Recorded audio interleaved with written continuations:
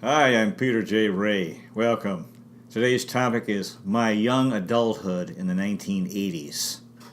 So we'll talk about the time period from January 1, 1980 to December 31, 1989. On New Year's Day, 1980, I think I was actually in the Bahamas with our family. And during that time, on family vacation. And so then I finished out the school year, my second year at Duke University and in Durham, North Carolina. And I was deteriorating. I was drinking a lot. I was still pre-med. I was smoking a lot of marijuana, unfortunately. And I got into reggae music, specifically Bob Marley. He was listened to a lot of Bob Marley and Peter Tosh, Jimmy Cliff.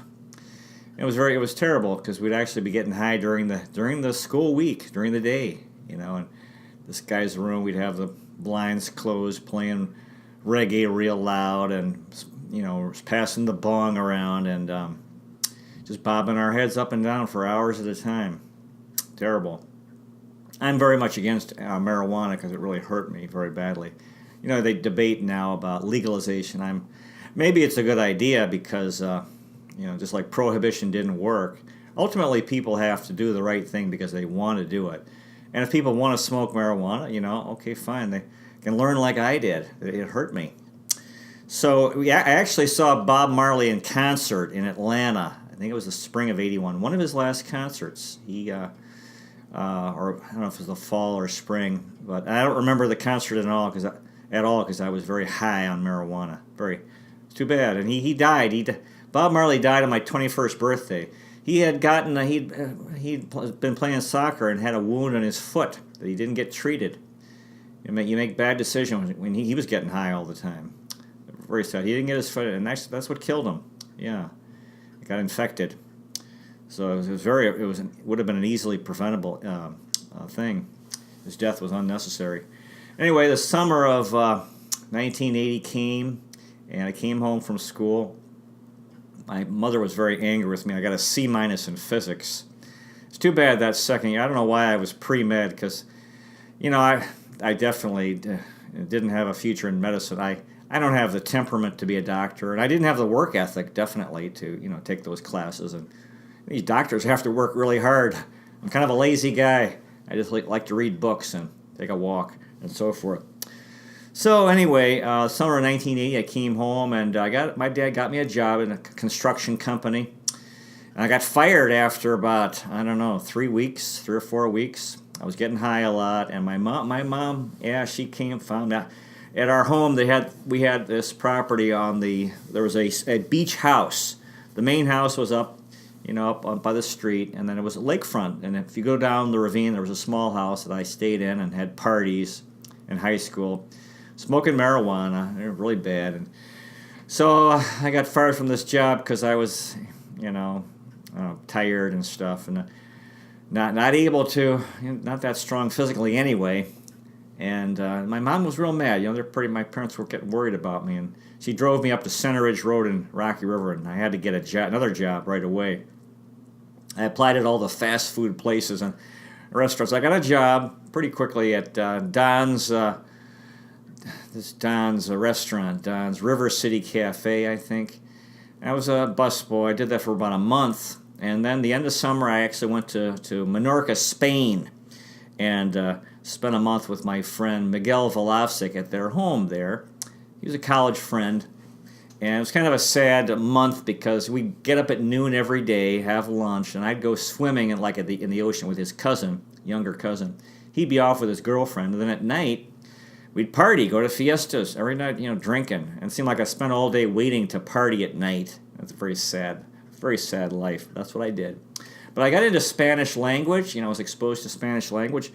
Back at Duke, I started my junior year on East Campus at Wilson House. This was my best school year in college. I had a very good school year. My parents came for Parents' Weekend, and with my mom's mom, and my mom had told her mom that I was smoking marijuana, and so we were together, and one time my grandmother said, "Oh, Peter, I understand the young people today, some of them are smoking marijuana," and I said, "Oh, yeah, I know about that. And she says, have you ever tried marijuana? And I said, yeah, I've tried it. And she said, oh, Peter, promise me you'll never smoke marijuana again. And she was a very kind, loving woman, my mother's mother. So I promised her, and I kept that promise for a year. And that helped me actually have a good school year. And I dropped out of the pre-med program, finally.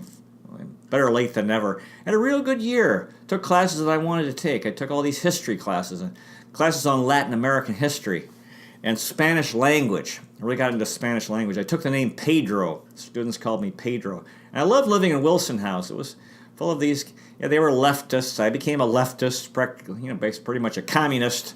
And these creative people, good people, interesting people, the misfits, co-ed college, co-ed dorm. Every night I'd walk up and down the hallways, and people would have, if their room was open, the kids are studying, they'd have a study break with Pedro. I'd, visit with them, and then they'd, make it indicate they needed to study, and I'd keep walking up and down the hallways, and eventually all the doors would close. I'd walk up and down the halls and go up. There were 2, 3 floors. Eventually everyone would go to bed, and I'd go to bed. I had a real good school year. Yeah, at Wilson House on East Campus, and I got high grades. Actually, I think I got all pretty much A's. So that was a good year. My best year at Duke in college, and then in the summer of '81, I decided to stay in Durham for the summer, try to get a job. Got a house, paid $38 a month for a room in a house, real cheap rent in Durham, and I couldn't find work. I got a job for a day at a hot dog place. The guy said I was too slow. Another place, I think I washed dishes for a day. It didn't work out. I applied to work at a nursing home. I had been volunteering at a nursing home, and but I guess I had stopped going without telling them, so that was a bad referral. I'd made friends with Cubans, these Cuban fellas they had left Cuba for the 1980 exodus. And I used to go to this group home for mentally retarded people and visit them. I was going to a nursing home, visiting old people. So, and it was good. Had a good year, and I couldn't find work.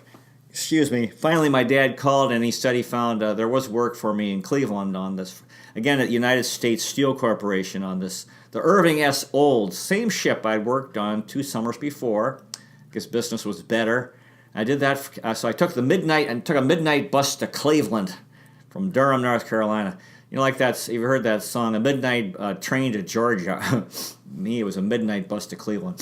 So I worked on that ship as a dishwasher in the galley, in the kitchen, helping the cook and the assistant cook, washing dishes, looking out the porthole at the water as the scenes would pass. This ship was on the Great Lakes, going to Duluth, Michigan, and Lake Superior, and then down through the Sault Ste. Marie locks, and then Lake Michigan, Lake St. Clair, and then back into Lake Erie to Lorain and Conneaut.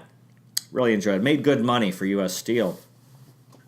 So then finally, in the fall, went back to college after Lakeside, Ohio, Lakeside reunion, and went back to college for my senior year, and I was living in this house. Should have stayed in Wilson House because I got lonely, I got depressed. And a couple months after the school year started, I decided to start smoking marijuana again. And then I was off to the races again.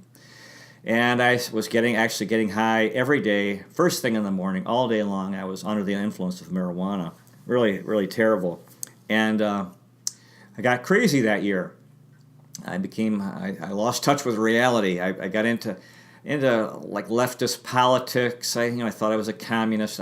I would have joined the communist movement if I could have. In fact, I met a communist guy once who gave a talk, or actually after a Paul Robeson movie, he had stood up and gave this communist talk, and I talked with him, and I would have joined, but I was really, God protected me, because I really think the communist movement is pretty terrible. I'm against it, although a lot of good people get mixed up in it.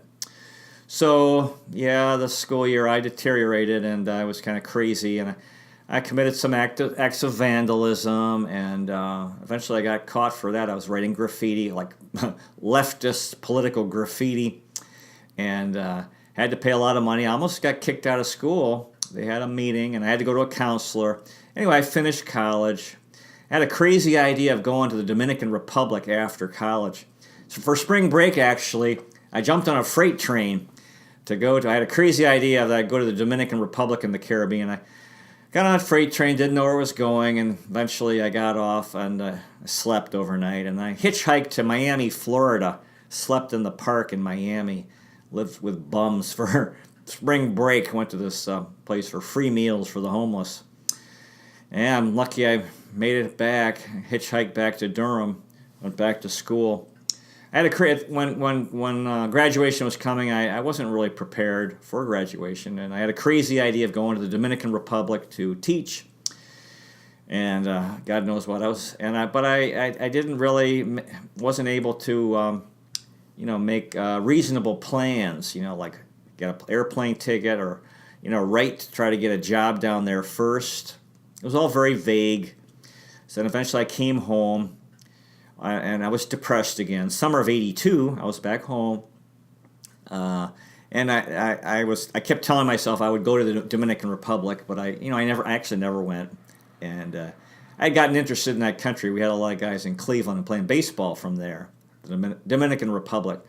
The end of the summer, I remember I watched the World Series, all 7 games. I drank a beer every night. I'll put the beer cans in my room. My dad said my room smelled like a brewery. I just had 1 beer per game. And this guy called me up from college, and he was driving to the West Coast. He asked me if I wanted to come. I said, sure. And I wasn't doing anything. So we drove to California. I ended up living in San Francisco for a few months, and I got a job. I worked in Oakland, lived at the YMCA in San Francisco, took the BART, the Bay Area Rapid Transit, worked for this organization called United Neighbors in Action. Oh, gosh. I have these problems with my neck. And they would go around to people's homes raising money. And I think it was mostly just to pay salary and pay the head of this organization, pay their expenses. They said they had a hotline. Supposedly, people could call and report abuses in nursing homes that people were not being cared for.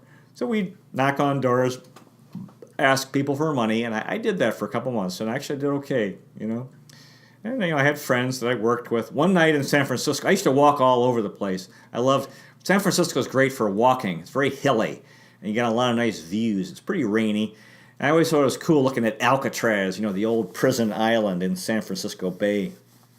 And one night I think I was at Golden Gate Park, and San Francisco is a peninsula, and I was trying to walk around the northwest part. And I was on a beach at one point, and then the beach ended, and it was kind of, I had to walk in the water, and the next thing you know, the water got deeper and deeper, and next thing you know, a wave came, crashed, and knocked me over, and I was underwater, and I thought, oh my God, and a little bit, I got scared, but anyway, I don't know why, I probably retreated, because it was a bad idea what I was doing, and called up a friend, and it was kind of one of these dumb things you do. I was getting high every day out there as well in San Francisco. Not good. Came home for Christmas.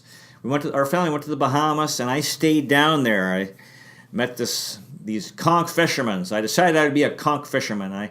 We went on a trip. My cousin Mike came, and he was with me, and we were diving for conch. You don't catch conch, or it's like a shell. You have to have a mask and you dive to the bottom of the ocean to pick these things up and put them in the boat. And I did a 2-week trip with these guys, and it was pretty fun, interesting. But then the guy, Reggie Stubbs, was worried I would, that he'd get in trouble since I was a foreigner. So he said, you got to stay in Nassau and get a work permit. He went out on another trip. I painted his house pink and yellow, pink with yellow trim. But then I was getting crazy in Nassau, looking for trouble, living in a black neighborhood, and getting into arguments with people, and it was difficult. He had a brother who was disturbed. I was living in Reggie's home. So anyway, we got tired of waiting for Reggie to come back, so Mike and I flew back to the U.S., spent some time in Durham, my friends, then came back to Cleveland. Then I was making trouble with my parents. I was real mean to them, very abusive. Finally, I made my way to Alcoholics Anonymous, and I had a drinking problem. And in AA, you can't drink and can't take drugs. So I started going to AA meetings. I became depressed again, but I didn't make any trouble. At least I was subdued. that fall, I started working for this temporary agency, fall of 82, or this would be 83 now. Yeah. And I had a 2-month assignment at Union Carbide, really tough job. I worked at a factory as ordering spare parts. And it's a very tough job. I got yelled at all day long. Guy'd come in and I'd want to order a part. He'd tell me this complicated name, and I was depressed. I couldn't think well. And I'd have to ask him several times. He'd get mad, and then he'd say, I need this today, right away. I got to have it now. So I'd have to go to the finance department they'd have to approve this the special delivery charge. And they say, how come he has to have it right now? It's too expensive. So I'd have to go back to that guy, and it seemed like everybody was yelling at me, but I did that job. And then in January of 84, the best thing that ever happened to me in my life, I joined Self-Realization Fellowship. And my older brother Mark got me involved in it, and it teaches, they send lessons in the mail about how to practice yoga meditation, how to commune with God, and how to live, teachings about how to live, right and wrong, and how to live your life. And I had a dramatic healing from my depression. I was healed. And it was incredible experience, and that stayed in my mind, and I've always believed in SRF because of that, January of 84. So, and then I was very happy, I was enjoying life. I saw beauty in the world, but there was evil in my character. See, that's the thing. And I think this is why people get depressed in the first place. It doesn't just happen. And, I became arrogant. I became difficult. I became argumentative. And eventually I was having conflict with different people. My parents, I was real mean to them again. I started drinking again, getting high. I ended up going to Topeka, Kansas for a year. I worked in a greenhouse, gained a lot of weight, got depressed, became fat, smoking cigarettes. I worked with plants and flowers, raising impatiens and pansies. I liked impatiens. They had a thick stem. Pansies had a very weak stem. I was not in a good place. And finally, my father, I wanted to come home. He had said, no, you can't come home. Finally, my mother pleaded with him to let me come home, and it was my last chance, really, because they were so both angry. I'd hurt them a lot. They didn't want me, but I was still their son. One last chance. So I came home in late summer of 85, and I said, I knew I couldn't drink or get high anymore and live at home. I wanted to live at home. It was a nice, my parents are good people. Nice neighborhood. I started going to AA meetings again, and I was not depressed. I felt good, I felt grateful that I had another chance. And then by January of 86, I started working again. Pretty much worked all of 1986 for this Olston Temporary Services, and that summer I had a 2-month assignment downtown Cleveland working, and actually I'd worked in a nursing home earlier in the previous year, and forgot to tell you about that. Early in 84. This is all getting mixed up here. Anyway, we'll go back to 1986. So things were going well. 1986 was a very good year for me, and Cleveland Indians had a good year. Joe Carter was a big slugger, and in the fall, the Browns had a tremendous year. They were 12-4. Bernie Kosar was, boy, did he was really something. The Browns got to the AFC title game. I went to the playoff game against the Jets in January of 87. That was amazing. Yeah, and they were down by 10 points late in the game, but they tied it and won it in double overtime. Amazing. I think Tom Brady just broke Bernie Kosar's playoff record for passing yards. It was 487. Brady threw for 505 in the Super Bowl. 86 was a good year. I started getting a little crazy in the end of the year. I met Brent Lesheim. He became my best friend. I really needed a best friend. I didn't have a best friend. My parents, they were kind of fed up with me. I needed to have a friend. I needed to have a life of my own. And Brent and I became friends. And real good guy. We're still real good friends. He's a very good listener and peaceful fellow, kind, and good guy. Real good friend. He's been a wonderful friend, and nothing like having a good friend. I also got into literature. I'd gotten in a lot of trouble, and I thought, what can I do that would be interesting? So I started reading books. I read books like The Grapes of Wrath. It was a tremendous book. And I became a lover of reading books, which ever since, up till now, that's my obsession, reading books. Diary of Anne Frank So another tremendous book. Really enjoyed that. I became very interested in Africa. I subscribed to a couple magazines dealing with Africa, and I was following African politics. And the Cavs actually were rising, becoming a contender. And Mark Price was my favorite player on the Cavs. He was very good at moving the ball. They started this TV show, The Wonder Years, early in '87. It was about the 1960s. A very fine program. Really enjoyed that.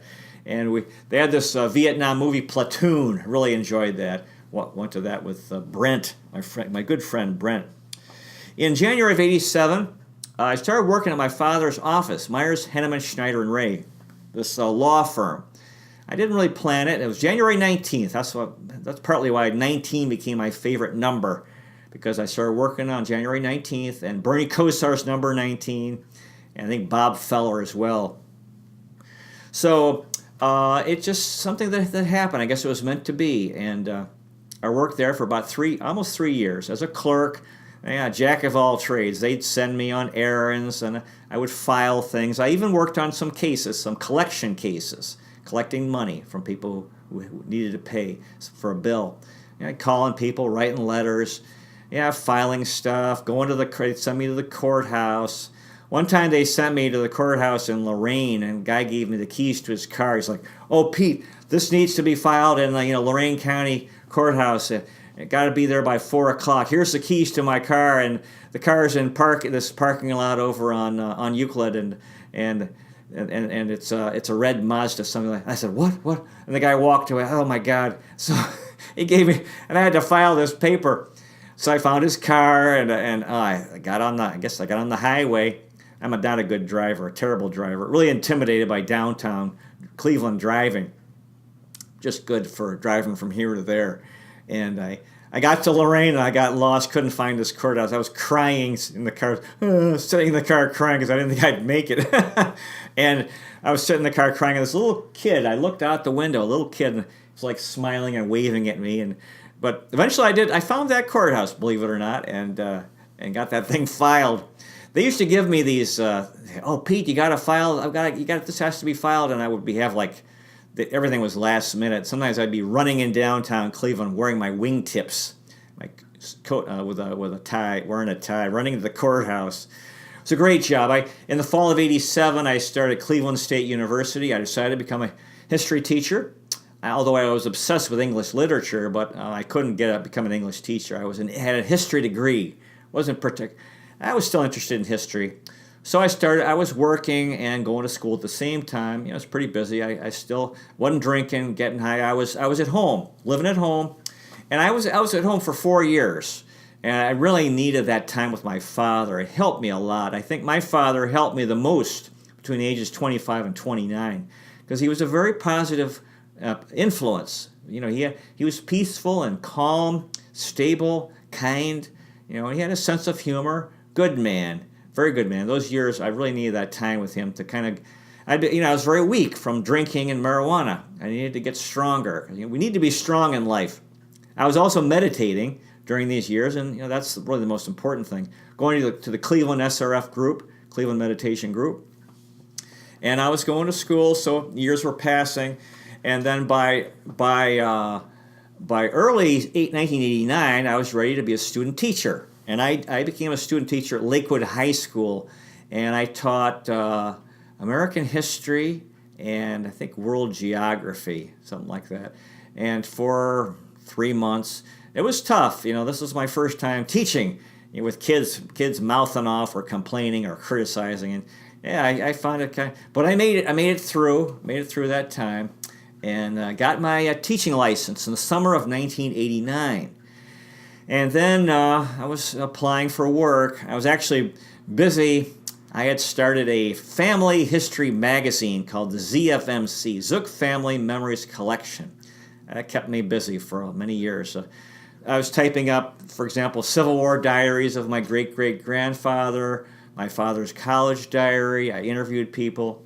And I'd make about 25 copies, mail these to relatives. I was busy with that. I was reading books. Continued reading books that mostly literature, supporting Cleveland sporting teams who were actually good during these years. The Browns were contenders, never made it to the Super Bowl, but they were strong contenders, and the Indians were up and down.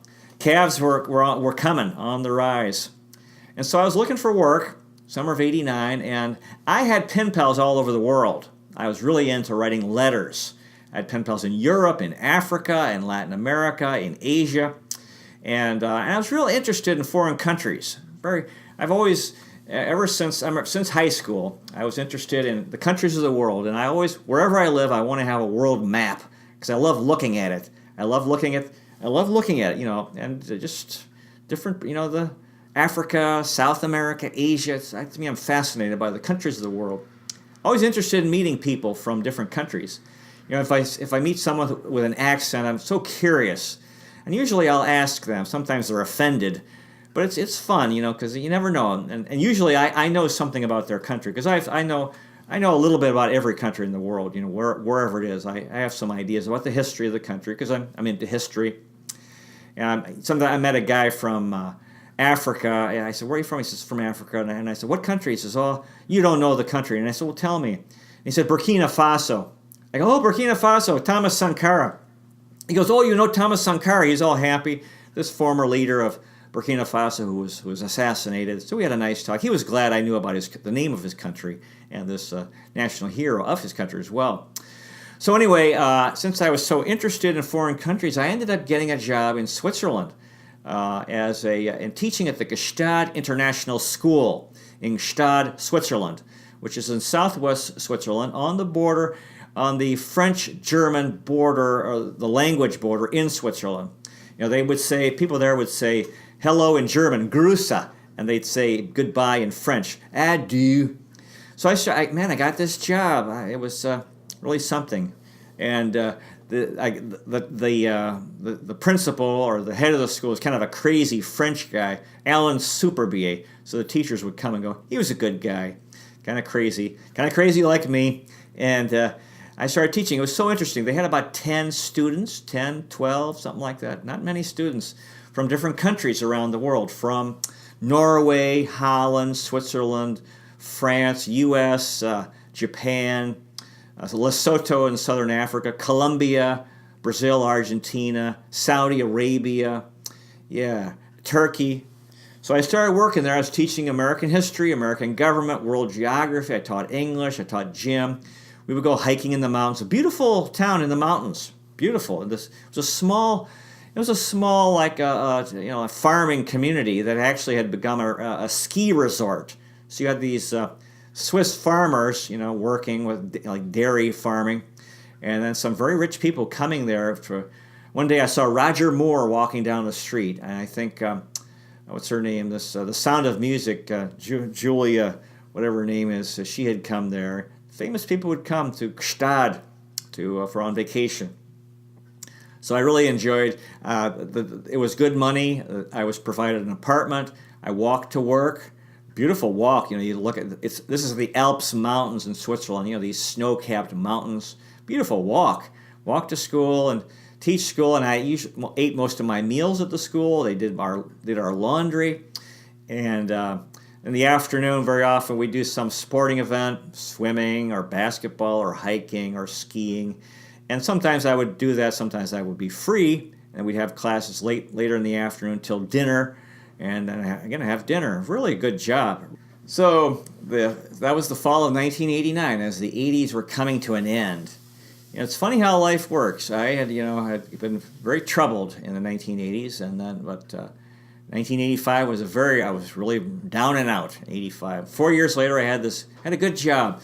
And the school was in the Guinness Book of World Records at the time, as had the highest tuition of a high school in the world, $100,000 a year in 1989. And I was teaching there. Sometimes there were two other teachers or maybe just one. And so I was working hard. It was my first teaching job. I was trying to come up with my own method of teaching, with worksheets, and I was typing up stuff. And I'd never taught before. I was teaching world geography. I thought that was an interesting class. U.S. government. Supposedly I did a good job. The students liked it. And it was interesting, being with international kids from different countries. And we had a Turkish guy. He was good. His name Emre. And, And his English wasn't that good. Sometimes they say, "Oh, Emery, you're an idiot," and he'd say, "No, you are an idiot." And then they'd say something else, and he'd say, "No, no, you." Nice guy. I'd like to talk with Emery all these years later. Now it's been, 20, almost 30 years. Good experience. And here I'd been living at home when I was 29, and most people, when they move out, they move somewhere in the same town where they're living, maybe, or at least the same state or same country. I moved to another continent, and I decided I spent Christmas in Ingstad. Probably a bad idea. I got lonely. No, everyone went home, and I was there in school alone. I was reading, trying to learn German, and I was reading books, meditating. I'd go out for a walk, but I don't think I saw anybody during Christmas vacation because the students were all gone. But anyway, so that was the 1980s. Interesting decade. I finished college. I was very, very troubled. I had a severe problem with drugs and alcohol, and through God's help, I got involved in this tremendous organization, Self-Realization Fellowship, which continues to be the most important thing in my life. And, I had good parents. I was blessed to have good parents who didn't give up on me. And even though I hurt them very badly, I was very, very mean to them. But they stayed with me and helped me get through that very, very tough time in my life.